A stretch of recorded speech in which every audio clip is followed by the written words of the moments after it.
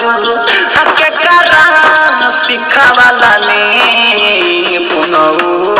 ना कर तारू के करा सिखावाला में बोला का डर पावे बोला का डर पावे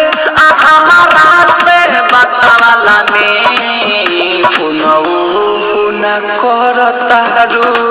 के करा सिखावाला में पुनऊ ना कर तारू के करा सिखावाला में जी रिकॉर्डिंग स्टूडियो के करा सिखावाला डीजे कंचन राज हाजीपुर वैशाली के करा सिखावाला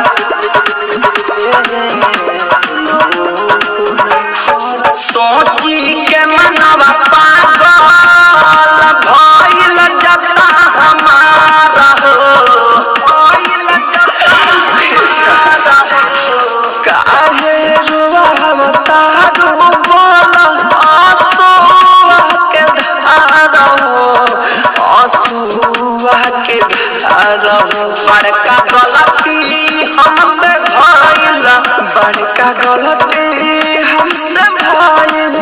अदिलवा मिलवाला ने पुनऊ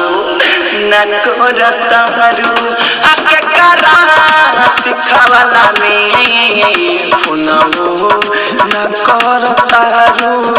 के करा सिखावाला में। आप सुन रहे हैं एजी एंटरटेनमेंट की धमाकेदार प्रस्तुति के करा सिखावाला डीजे कंचन राज